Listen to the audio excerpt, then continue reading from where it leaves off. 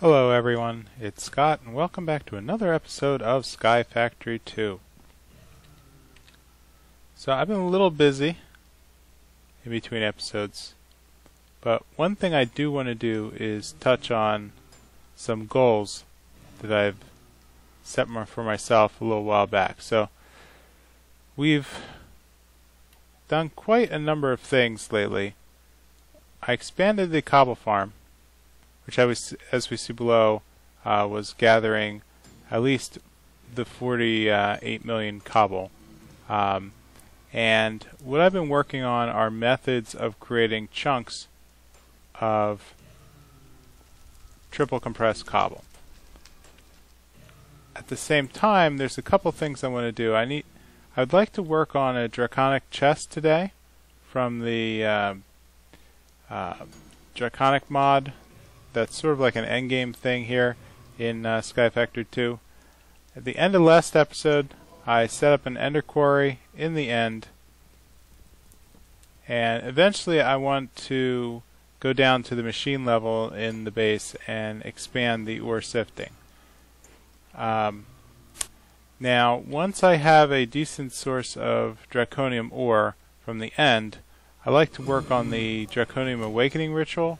Probably not going to get to that today.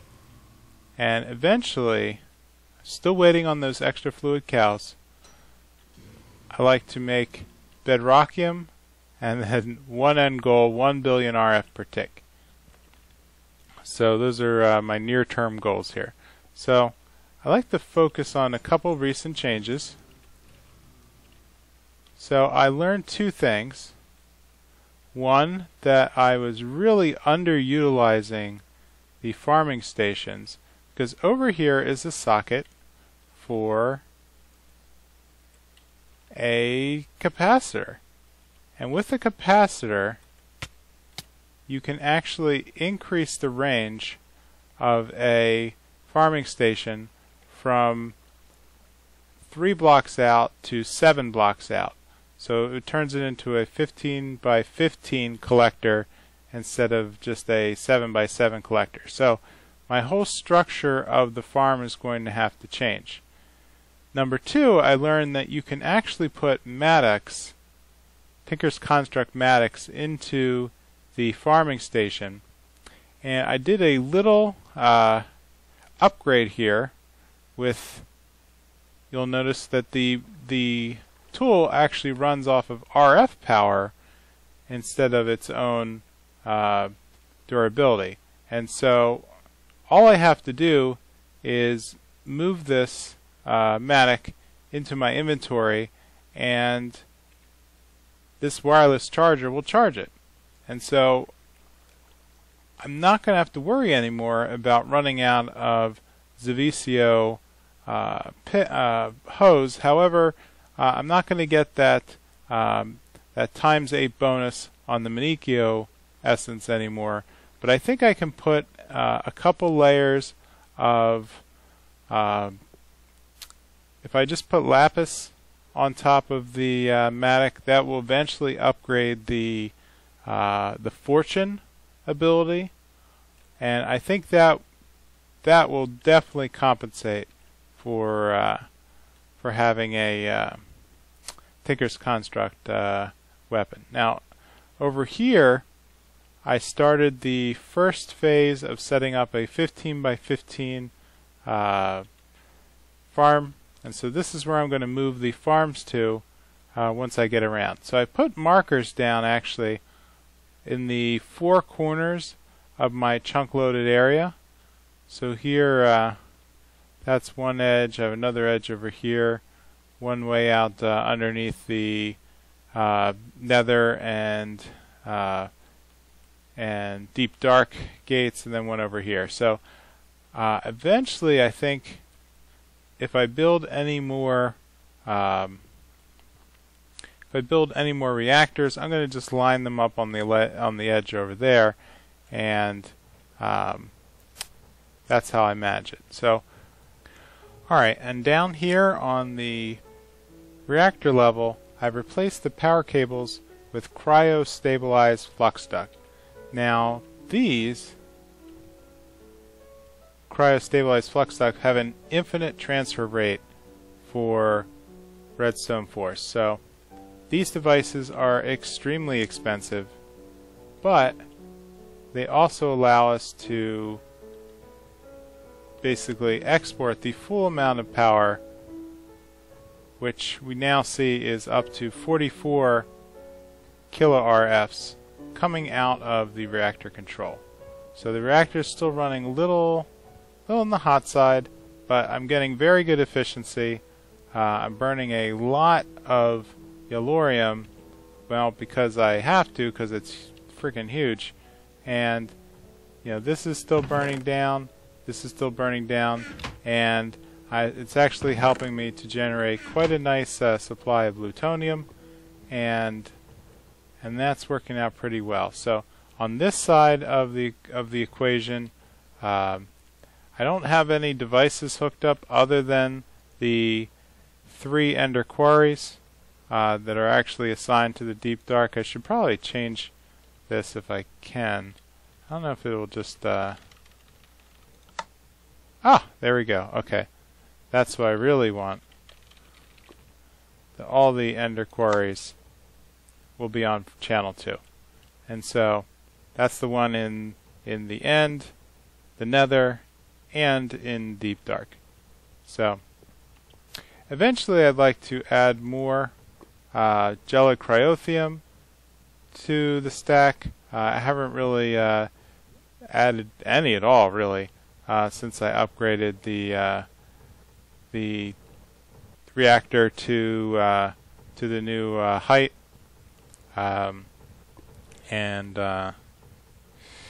yeah, that's that. So here's the I think I demoed last time the expanded Cobble farm.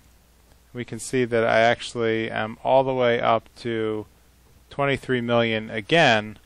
So I might end up having to like dismantle this, because that is way too much frickin'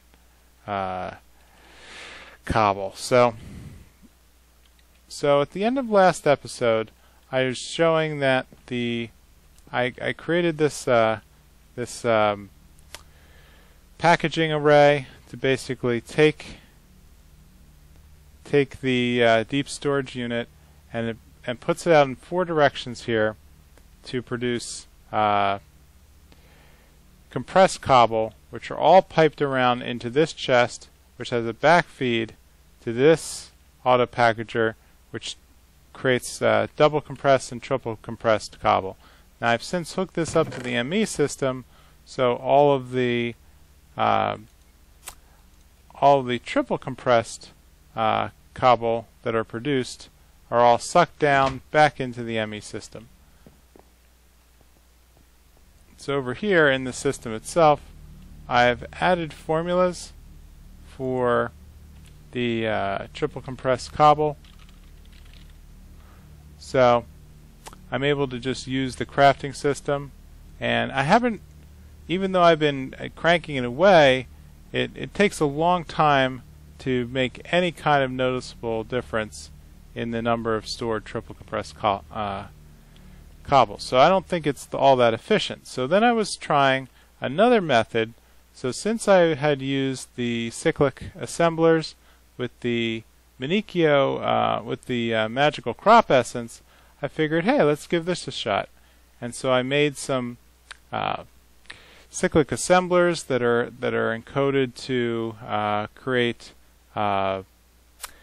compressed cobble, and then double compressed cobble, and then triple compressed cobble, and then all of that will be loaded back into the ME system, kind of in a cyclical loop. I've added export and import buses, all of which have a full set of acceleration cards. And so when I run this, it is super fast. And so as fast as it can load the items, it's compressing and creating. And so I'm curious to see if there's, you know, a noticeable increase in the amount of compressed cobble here. So the question is, how fast is this going to tick up? And again, I still need 65,000 triple compressed cobble in order for us to make the, well, that's not bad, in order for us to make the chunk filled with cobble. So, it's actually not really ticking all that fast at all, other than there's a lot of activity back and forth in the ME system as it's creating and importing and exporting cobble.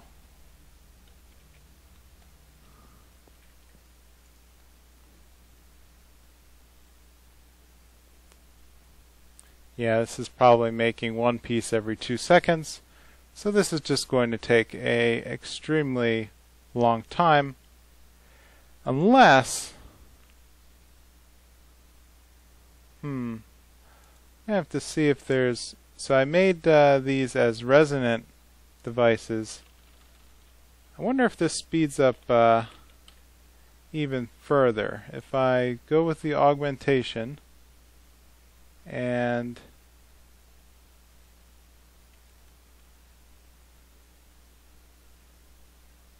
let's see, not the dynamos, not fuel efficiency, not power output. I really need just a speed, processing speed. I'm curious if this will actually, well, 8 times speed. Well, I can give that a shot. They're not expensive, so let me take a quick cut and throw some speed upgrades into the cyclic assembler. Alright, that wasn't really that hard. I just had to create a couple of devices. So let's plug in the level 2 speed, 4 speed, 8 speed.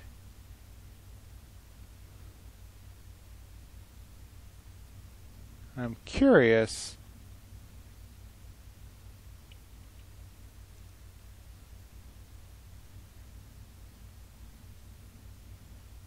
well, this is creating as fast as it can export, so I'm probably up against the limit there.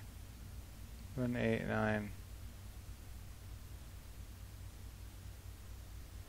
It's still really only about a 1 every 2 seconds or so. So I don't know if this actually has an effect on a cyclic assembler, or if it's just going to end up using a ton more RF power to do the same amount of work. I really don't know. So there's no secondary output. So I think that this might be just as fast as we can go with a single cyclic assembler. Now I could always just double these up, where I make 2, 3 or more just single compressed and just work my way up. Otherwise, I don't see how I'm going to be able to make the 65,000 in any reasonable amount of time. Yeah, this is basically because I'm not in the habit of just leaving the program running in the background. So I always try to at least be doing something when I log in. So in order to make those flux ducts, I had to create a new system down here. So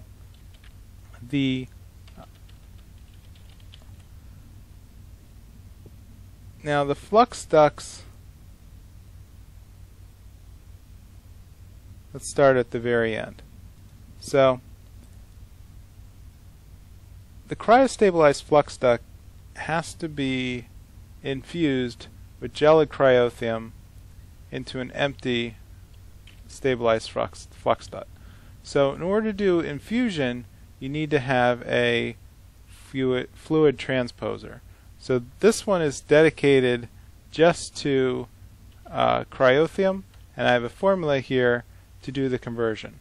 And so this is then fed from a 16 bucket tank, which is fed from a magma crucible, which you know is what we need whenever we're going to burn down cryothium. So unfortunately I've been kind of burning through these really quickly.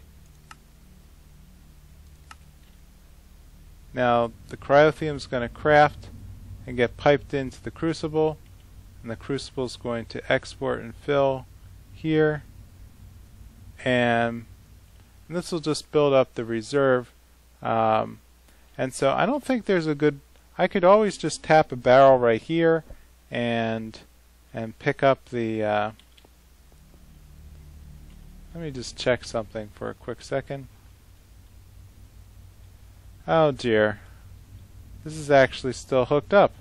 So this is where all my cryothium's going, and it's actually been pumping. Oh my gosh, I have 120 buckets worth over here.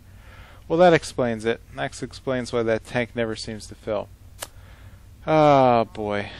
And that, so I still have some stuff. I'm just going to dismantle that later.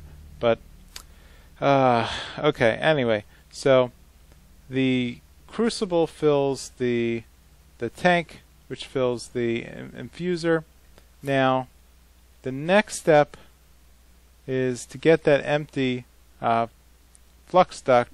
You have to use a completely filled energy redstone energy flux duct, which is a empty one that's filled with fluid redstone. So I do the exact same thing over here, where I have another machine that's constantly grinding down redstone using a export bus, and that then fills the tank, which, let me just do a little cleanup here. That'll fill the tank, which will then be the buffer to the fluid transposer if I ever run into something that I need to be filling redstone with. So that is also being filled with a encoded pattern, and then that pattern then is pretty easy. That's just made from electrum and quartz. And so I have the formulas to build up. I just need a better source of saltpeter, so that way I can build the niter and make more cryothium in bulk. So that kind of outlines the changes that I've made recently. So yeah. So the one thing that I really wanted to tackle today was the Draconic Chest. So this is one of the achievements here in the Draconic Tool Age, and it's really not that hard. I think that the prerequisite is you have to go to the deep dark and set up a massive ender quarry like we had, and then we're going to need to get that source of draconic ore, and then from there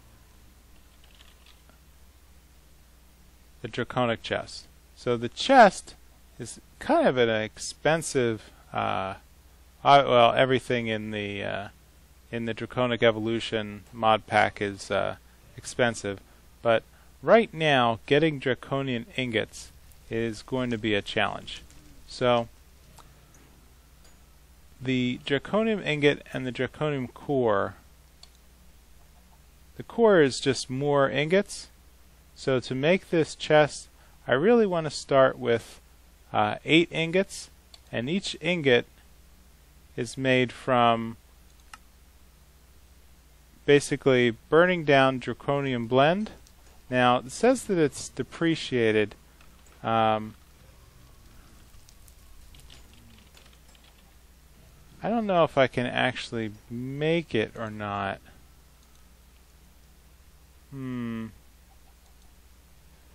Well, it looks like I might not have to. But that would be a route that would double the amount of... I think it might... Let's go backwards. From what I've seen, the Draconic blend actually takes 4 of the dust. And it looks like that's probably been removed. So let's grab up a bit of the Draconic dust that I've been collecting from the Ender Quarry. Now, I since went and switched the Deep Dark Ender Quarry to a Silk Touch mode using the Silk Touch upgrade. And so now I'm getting raw ore. And all this means is I'm going to have to come up with some kind of pulverizer setup that's going to grind down the ores. Not just for... I was hoping to see how some of them would behave with the chest, but I'll get to that in a bit. So let's head over to the... let's jump down to our redstone furnace and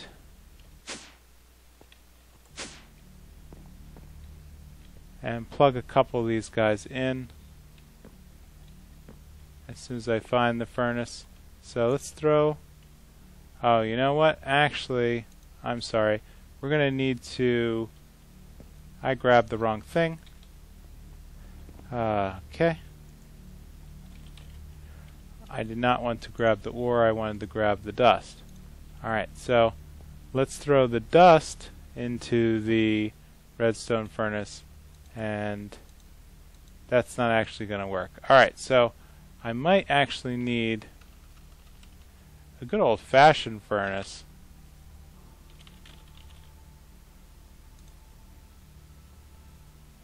So a pulverizer is going to grind these down. So can a hammer. But looks like my... Well, it says redstone furnace. I wonder why this redstone furnace is not accepting pieces.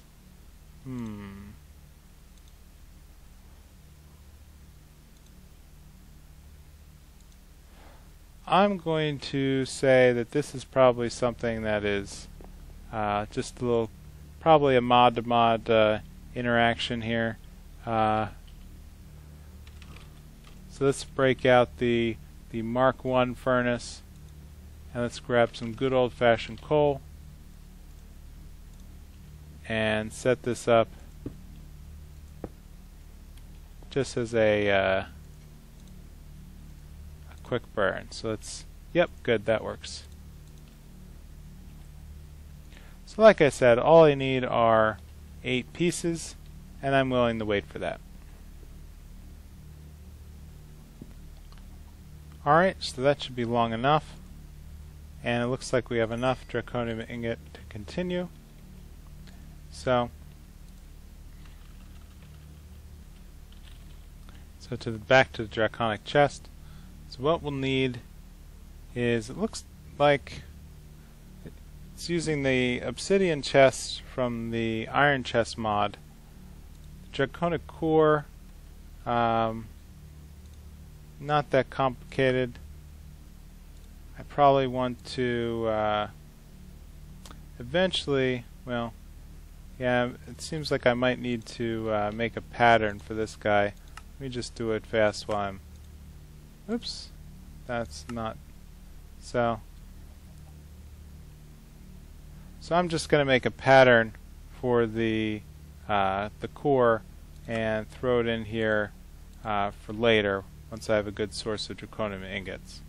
So let's head back here and craft up a couple of... Make sure I have all these items. The obsidian chest is going to require 2 diamond chests, and I think I'm just going to have to craft up a couple more, because I don't think I don't know where I'm at with the I think I've just been moving them everywhere. So let's see which one's the better formula. Probably this one. 1, 2. And we'll go back to a obsidian chest. 1, 2. And that should give me everything I need for one Draconic Chest. Awesome. So this is going to be a massive upgrade. I just have to decide where to put it. Let's move it down here. Not all the way down here.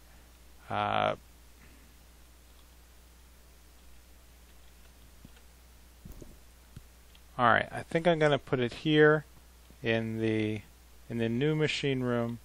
For lack of a better spot, I'm just going to throw it right well, let's grab a little bit of a buffer.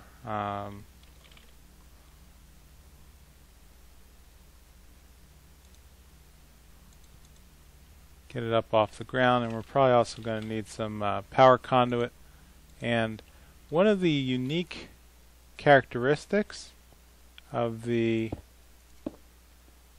Draconic Chest is that it actually has a huge storage capability, and it doubles as a portable furnace. So this is the interface that we get when we open up the Draconic Chest. It is a tremendous amount of storage. And down here in the bottom left, we also have a built-in redstone furnace that will grind down anything that we put in it. So we're going to need to burn down some of the draconic dust, which we've seen generates one dust generates one piece of draconium ingot in the standard furnace.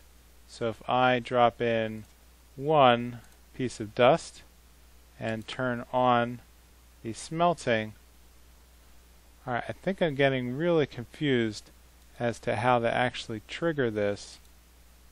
Okay, I have to place it here, and this just must be something in the layout. I've seen some reports that anything you put in will double the amount of draconium ingots that you get.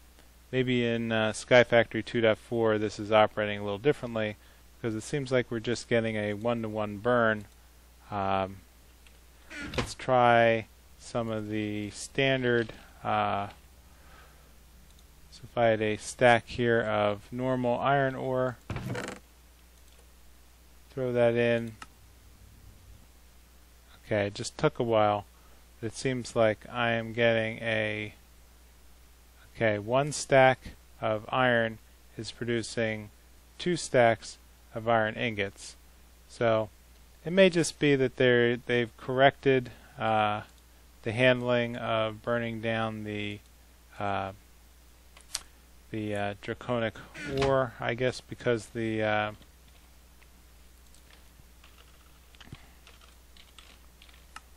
really no path here in the draconium ore to go directly to smelting. I'd have to put it through a pulverizer to get 2 bits, and then it looks like I'd be able to burn the bits down into a single piece of draconium ingot. So that's fine. I can deal with that. Okay, so I actually did craft a Draconic Evolution information tablet already. And this is sort of like the in-game help, get in there, egg, for the Draconic Evolution mod. And it's a very comprehensive guide here. Okay, yep, so that was something that was removed somewhere along the lines.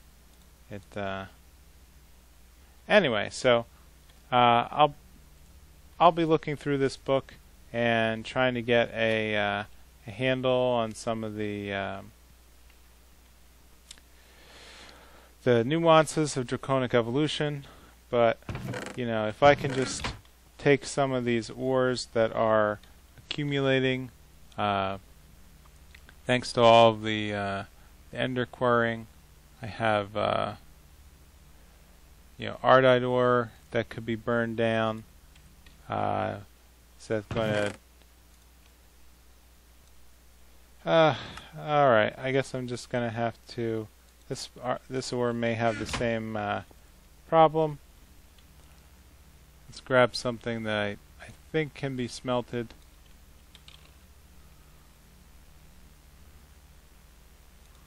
So if I, if I have just a tremendous amount of, sort by number here. Where's my iron ore? Why wasn't that showing up? I have 22,000 pieces of iron ore that can then be doubled into iron ingots, and that will help alleviate some of the pressure on the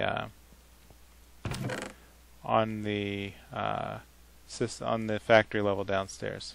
So let's put that on all. I just want to see this actually work. Okay, that's the trick. I have to actually have this set on all before I put anything in the inventory. It looks like just toggling it doesn't do anything. And what's nice is this is going to burn 5 items at a time per tick, per cycle, and it's a very fast cycle.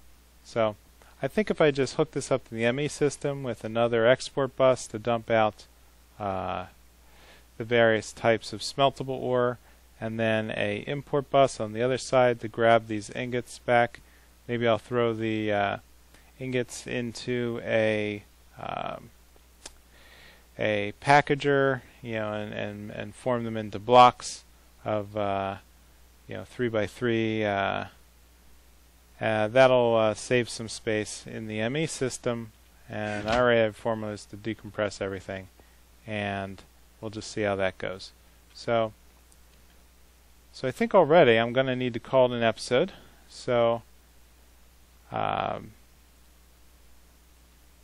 think that this is a good start to the Draconic evolution, and this will put me on a good path towards some of the higher end items. And so in between episodes I'm going to go play with the farm over there and start moving all of the start moving things over to out of the old magical crop farm, and that should free up at least 6 of the 8 farming stations that are there right now. So if you could, please leave a comment or a like. Let me know how I'm doing, and I will see you next time on Sky Factory 2. Bye.